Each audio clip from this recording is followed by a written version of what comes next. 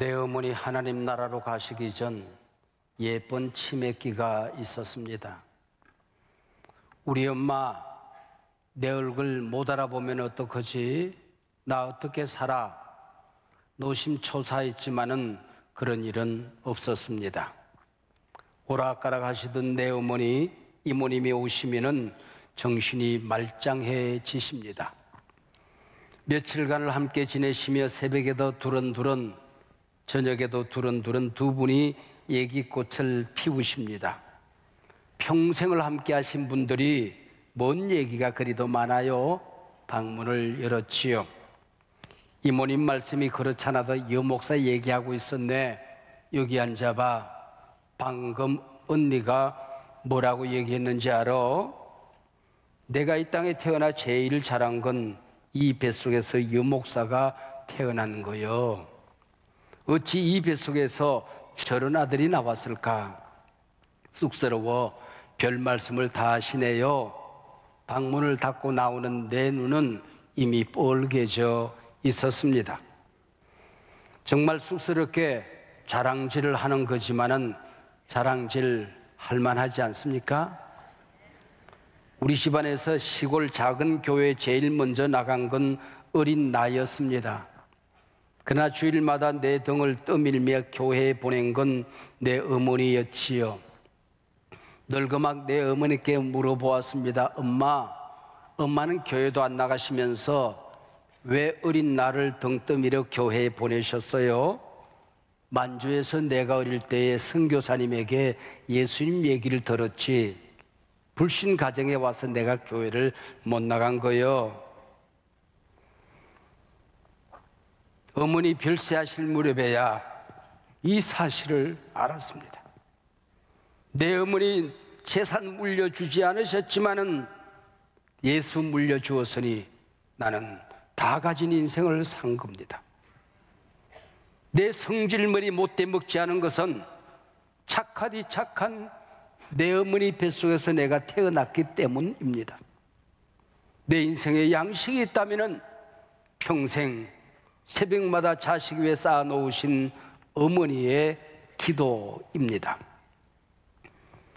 어머니는 자식이 내 뱃속에서 태어나 주어 고맙고 자식은 어머니의 아들로 태어난 것이 고맙다면 우리 가정 분명 복받은 가정입니다. 하나님께서 아브라함을 불러내 믿음의 조상으로 세우신 목적이 여기에 있습니다. 오늘 본문 2절, 너는 복이 될지니라. 옛번역에서는 복의 근원이 될지니라고 했습니다. 어찌 아브라함만 복의 근원으로 불러주셨겠습니까? 우리 가정이 구원받은 목적이 있다면 여기에 있습니다.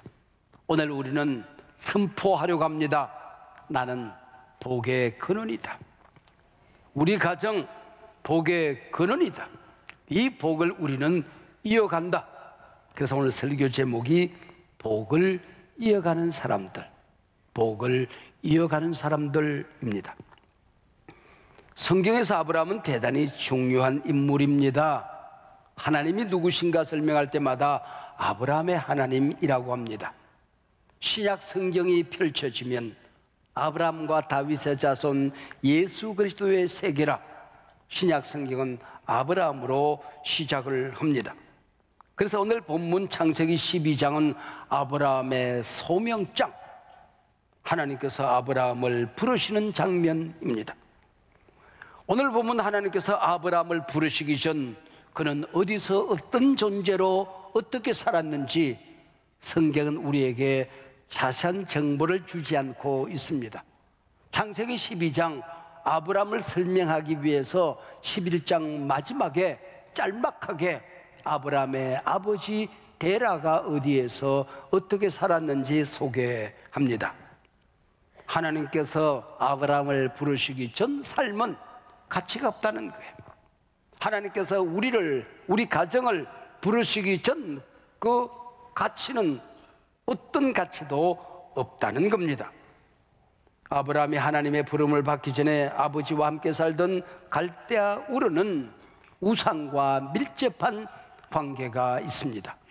우르라고 하는 말은 우상과 관련된 단어입니다.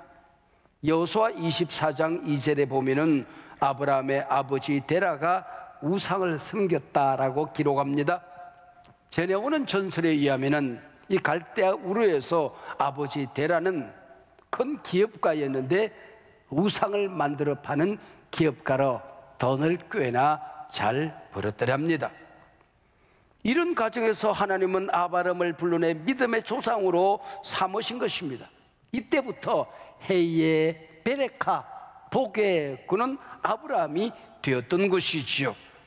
이때부터 성경에서 가장 중요한 인물은 아브라함입니다. 그리고 해의 베레카, 복의 그는 이 말은 참 중요한 말이 되었던 거지요. 내가 하나님의 부름을 받고 예수를 믿어 구원을 받았다면 나는 해의 베레카 유영모가 된 것입니다. 주 예수를 믿으라, 그리하면 너와 너의 집이 구원을 받으리라. 우리 가정이 구원을 받았다면 해의 베레카 내 가정이 된 것입니다.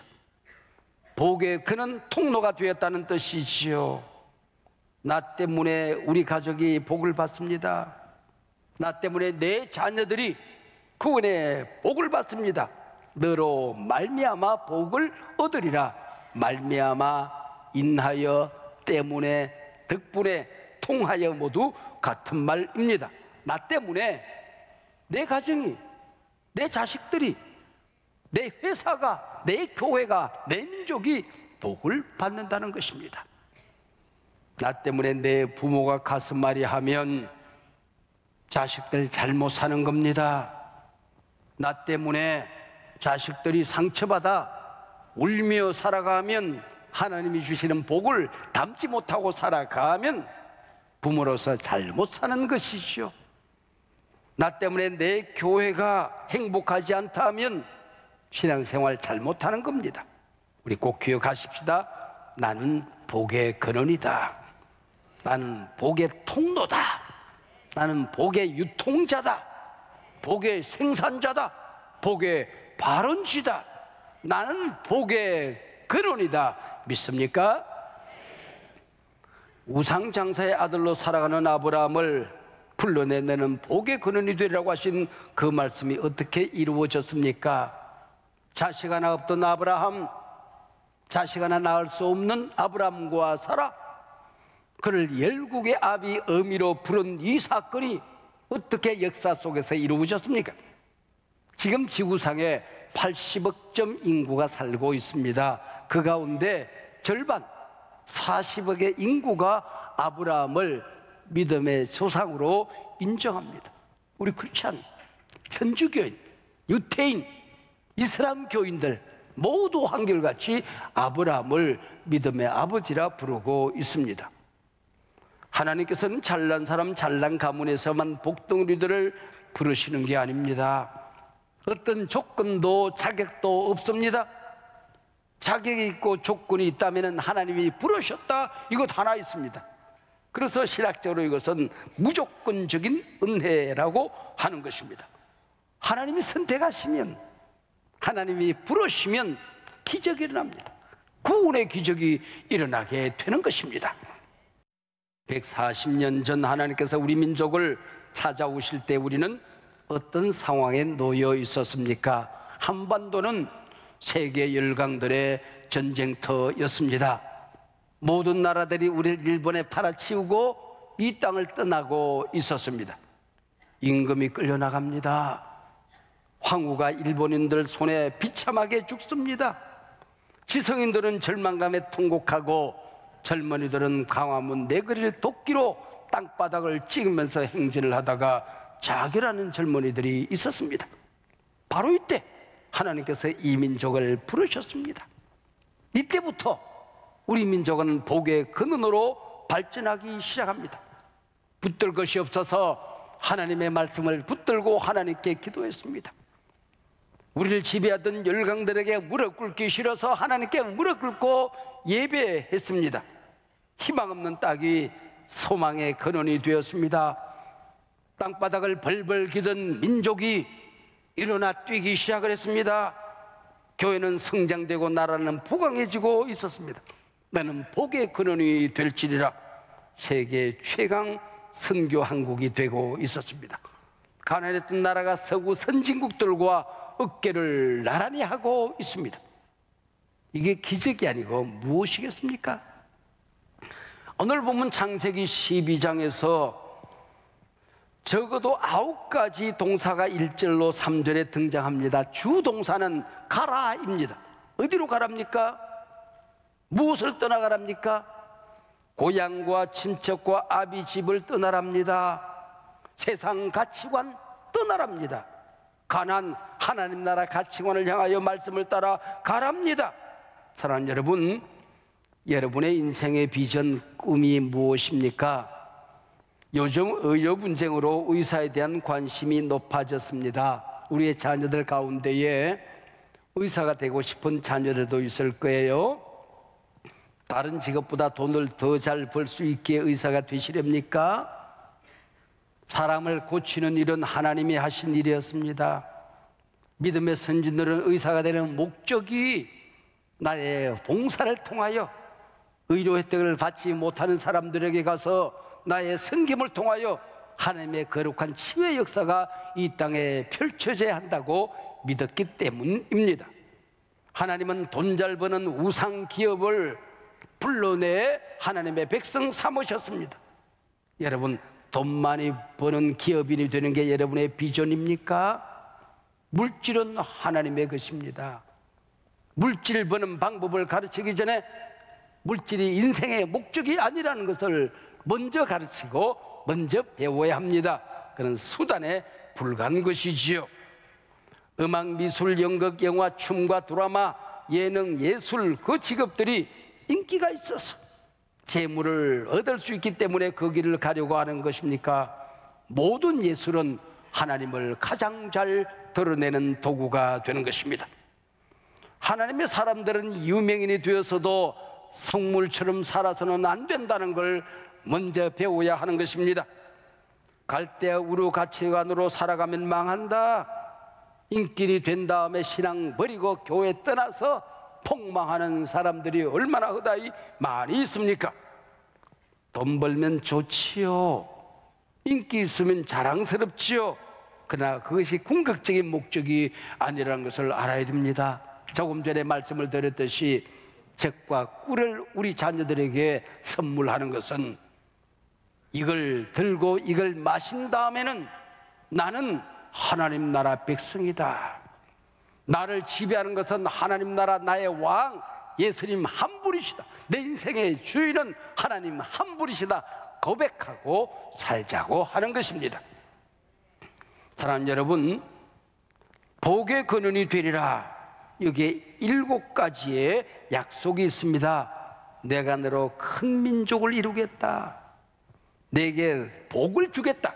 복을 주겠다는 얘기는 미완료 과거역입니다. 한번 구원하고 끝난다는 게 아닙니다. 한번 구원했으면은 일마다 때마다 가는 곳마다 결단한 곳곳마다 하나님이 복을 주신다는 뜻입니다. 내 이름을 창대하게 하리니 내 명예를 더럽히지 않겠다는 것입니다. 너는 복이 될지라. 너를 축복하는 자에게 내가 복을 내리겠다. 여러분, 하나님하고 한 편 먹고 살아보셨습니까? 꽤 괜찮습니다. 너를 저주하는 자를 내가 저주하겠다. 내 새끼 해치는 자들, 저주하는 놈들 어찌되나 보라는 겁니다. 땅의 모든 족속이 너로 말미암아 복을 얻을 것이라. 한 아이가 교회 나가는 게 아무것도 아닌 것 같지만은 세계의 모든 나라가 이 가정을 통하여 복을 받는 것을 보게 되리라고 하는 것입니다.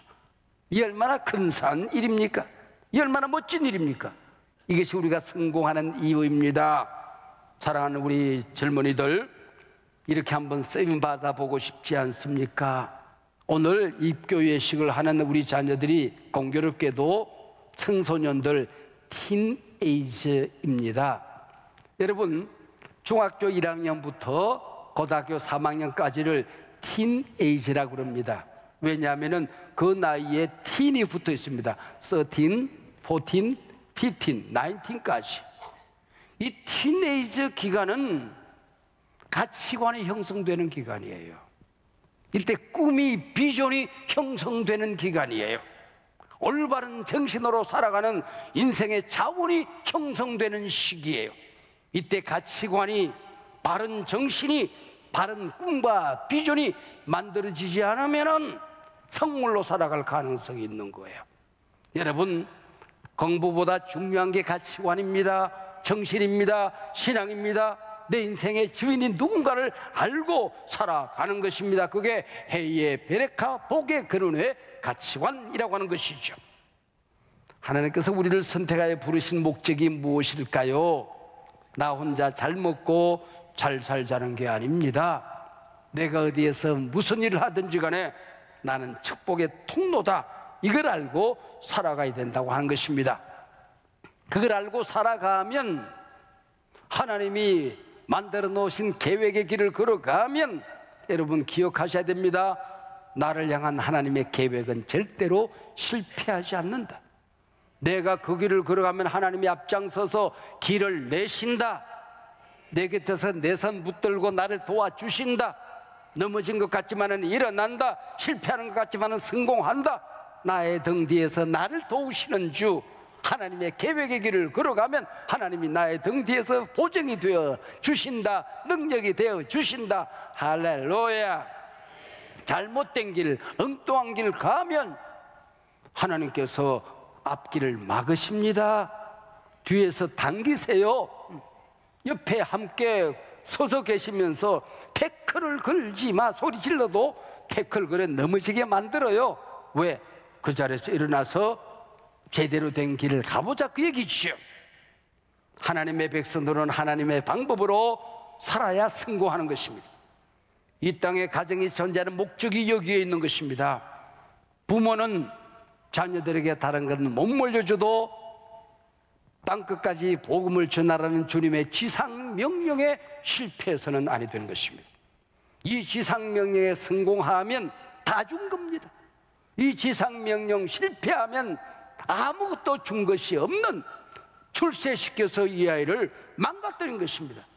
땅끝까지라고 하는 얘기는 첫 번째가 우리 수직적인 땅끝입니다. 수평적인 저 땅끝 이전에 내 자식, 그 자식의 자식, 그 자식의 자식의 자식, 내 피가 이어지는 땅끝까지 이 복음만큼은 끊어져서는 안 된다. 구원의 맥이 끊어져서는 안 된다. 이게 지상명령입니다. 내가 아버지가 되었으면 손바닥에 축복의 권세가 있어요. 이 축복의 권세로 자녀들에게 복을 빌어야 하는 거예요. 이걸로 자식 매질하고 이걸로 하고 담배 물고 다니고 쫙 화투짝 돌리고 그런 손이 되어서는 안 된다는 거예요. 내가 엄마가 되었으면 이 입에 축복의 권세가 있는 거예요. 축복하는 대로, 네 말이 내 귀에 들린 대로 그 자식에게 내가 행하리라 기억하시길 바랍니다. 부정적인 말을 하고 비난의 말을 하고 자식을 무너뜨리는, 세상을 저주하는 말을 해서는 안 되는 게 어머니의 입술이라고 하는 것이죠. 자녀된 여러분, 아빠 축복해 주세요. 할아버지 복 빌어 주세요. 복을 자꾸 받아내야 됩니다. 요셉은 아버지의 임종을 보게 되었어요. 달려갔더니 아버지가 힘이 없어요. 손가락 하나 들지 못해요. 그때 요셉은 병든 아버지의 손을 번쩍 들어서 그 품에 얼굴을 파묻고 그 머리에 손을 얹었어. 그리고 기도는 자기가 해요. 근데 그 복이 자기에게 임한다고만 믿었고 임하게 되는 것입니다. 제 꼰대 아버지가 꼰대 할아버지가 복 빈다고 그대로 되겠어? 그대로 돼요. 저 꼰대 할아버지가 나한테 축복한다고 내 생에 뭐 달라지겠어? 달라진다니까요. 복 받아내는데 성공을 해야 됩니다. 성경에 로또가 나옵니다. 오늘 본문 창세기 12장 3절 다음에 4절이 나오거든요. 아브라함과 함께 로또 함께 갔더라 그랬어요. 로또가 나와요. 근데 이 로또가 폭망로또가 된 거예요. 물질적인 풍요에는 보이지 않았던 것이지요. 우리가 하나님 앞에 오늘 밤이라도 서면 뭘로 심판할까요? 내 자식이 심판입니다. 구원을 너에게 주었더니 그 자식 어때 두고 너 혼자 왔느냐? 이 생명책에 네 자식 이름이 없어. 심판받는 거예요. 자녀들이 하나님 앞에 섰을 때에 부모의 그 신앙이 심판의 도구가 되는 것입니다. 그 가정에 집골이 많은 통장 하나 얻으려고 그 집에 너를 태어나게 한 줄 아느냐? 부모의 신앙, 부모의 가치, 부모의 믿음, 부모의 정신 어디다 두고 엉뚱한 데 관심을 두고 살았느냐? 심판을 받는다는 거예요. 제가 목사가 될 때에 기름 부으심을 받았잖아요. 내 아이가 태어날 때에 엄마 아빠의 기름 부으심을 받은 겁니다. 엄마 아빠는 가정의 제사장, 자녀들의 제사장이에요. 마지막 죽는 순간까지 하나님이 나를 부르시는 숨이 끊어지는 그 시간까지 자녀들을 위해서 축복하는, 중보기도 하는 제사장의 기름 부으심을 받은 거예요. 예언의 기름 부으심을 받은 겁니다. 예언이 뭔 줄 아세요? 예언은 덕을 세우며 권면하며 안위하느니라. 자식이, 가족이 넘어졌을 때에 그 자식을 이렇게 세우는 게 덕을 세우는 겁니다. 자식이 잘못된 길을 갈 때에, 믿음을 떠나 세상 길로 걸어갈 때에 그 걸음을 돌이키는 게 권면입니다. 이 자식의 영혼이 병들 때에, 마음이 병들 때, 육체가 병들 때에 치유하는 게 안위하며입니다. 왕의 기름 부으심이 있는 겁니다. 아이에게 다른 건 못 가르쳐도 내 인생의 주인은 하나님이야. 내 인생의 왕은 하나님 한 분이야. 네 물질의 주인은, 내 인생 비전의 주인은 하나님이야. 그리고 네가 어디 가든지 간에 무슨 일을 하든지 간에 그 자리를 잘 섬겨야 하느니라. 이걸 가르쳐야 한다는 것입니다. 미국의 명가문을 연구했던 교육학자 가운데 알버트 와인쉽이라고 하는 사람이 있습니다. 조나단 에드워드의 가문 4대에 걸쳐서 1400명을 찾아냈습니다. 이들은 한결같이 어디에서 무슨 일을 하든지 간에 하나님 나라 가치로 영향력을 발휘하며 살더라, 그런 얘기예요. 세상적으로도 그 가문을 통해서 부통령이 1명, 대학 총장이 13명, 주지사가 3명, 시장이 3명, 변호사가 149명, 판검사가 48명, 116명의 선교사와 목사, 성공한 기업가가 75명, 과학자가 25명, 교수가 66명, 차관급 공무원이 82명, 의사 중에서 오지에서 선교제에서 섬기고 살아가는 사람이 68명, 다른 모든 자녀들도 구원 얻은 백성이 되어 자신의 영향력을 발휘하며 그 자리에서 하나님께 영광을 돌리며 살더라 하는 것입니다. 그들이 한결같이 기억하는 4대가 흘러갔는데 기준이 있다는 것입니다. 첫째, 어떤 결정의 순간, 위기의 순간에도 성경적인 가치와 원칙을 지키더라는 겁니다. 둘째, 너의 삶이 하나님께 영광이 되고 주님의 교회에 칭찬 들을 만한 일인가를 항상 기억했다고 하는 것입니다. 셋째, 다른 사람들의 허물을 보아도 드러내지 아니하고 자기 자신을 깨끗하게 하는 기회로, 자신의 영혼을 다듬는 기회로 살더라고 하는 것이죠. 인간관계에서 똑똑한 사람으로 살아가는 사람은 실패하더라, 덕스러운 사람이 되어서 살아간다는 것입니다. 마지막 5번째, 오늘이 내 인생의 마지막 날이라면 내 후손들이, 자녀들이 나를 어떻게 기억하고 기록해 줄 것인가를 한순간도 잊지 않았다 하는 것입니다. 해의 베레카, 엄마 아빠는 이걸 알기 때문에 아이가 잠자리에 들 때에, 집을 났을 때에, 아이가 병실에 누워있을 때에, 이 아이가 학교와 직장을 결정할 때, 여행을 떠날 때, 사랑하는 사람을 만났을 때 불러서 함께 그리고 군대 갈 때, 전쟁터에 나갈 때에 축복의 손을 뻗어서 입술로 축복했다는 것입니다. 축복이 어떤 것일까요? 머리에 손을 얹는 겁니다. 따뜻하게 포옹을 합니다.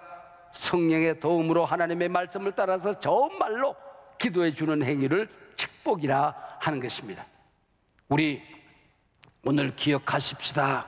나는 복의 근원이다. 해의 베레카. 우리 가정은 이 시대의 기독교 명가문이다. 우리 모두는 복을 이어가는 사람이다.